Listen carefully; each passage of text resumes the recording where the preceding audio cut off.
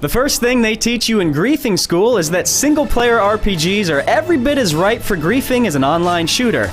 And no game proves this point better than Skyrim. Why is that? Well, because you interact with people.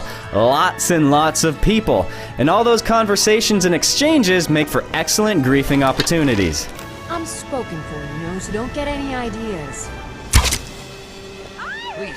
While some internet videos may tell you that running around naked is the best way to grief people in a video game, that isn't always the case. Sometimes wearing a loincloth alongside a Nordic warrior helmet works even better.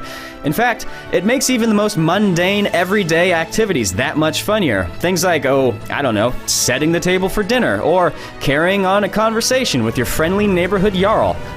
Stuff like that. You have my attention. But some of the best targets for griefing are merchants. Sure, you can use your speech skill to get lower prices, but it's even more entertaining to try intimidating them by first knocking everything they own off the counter to let them know that you've got the upper hand in this business arrangement. Better yet, slap them around with their own wares. Let them know that you mean business. You may not save any money, but at least you'll have shown them who's boss. Specifically by throwing everything they own into a fire. That's like saving money, right? You won't get away with that! My papa says I'm gregarious. Of course, there's no rule that says you can't be a friendly griefer. Say you've just walked in on a public execution, and you feel like everyone standing around could use a little cheering up. What better way to do that than by grabbing the beheaded body and carrying it around like a friendly puppet? Hi there, nice to meet you. I'm Hrogvir. I just got my head chopped off, but that's okay. I didn't need it anyways. Will you be my friend? See? The depressed townsfolk are instantly cheered up. Then again, you can feel free to take the completely opposite approach in public gatherings. Maybe you've happened upon a town festival and everyone standing around looks like they're having a little too much fun. Well, in that case, just transform into a horrifying werewolf and give them all a good reason to never attend another festival ever again.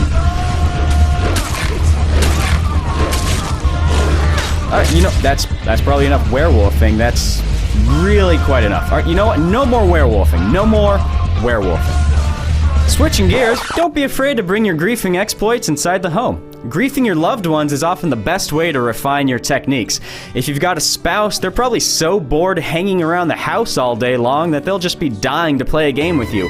Maybe a game called Find All the Places in the House where you've just hidden raw fish. See that? Isolde here just loves that game. It's one of her favorites after Why Does My Husband Always Insist on Doing the Cooking? Or Who is this strange woman my husband always returns home with? Speaking of companions, these loyal friends also make great fodder for griefing. They'll do pretty much whatever you want. Seriously, like whatever you want. Hey Stenvar, I need you to go kill that giant and his 2 mammoths. No, there's no time to explain, just do it. Yeesh.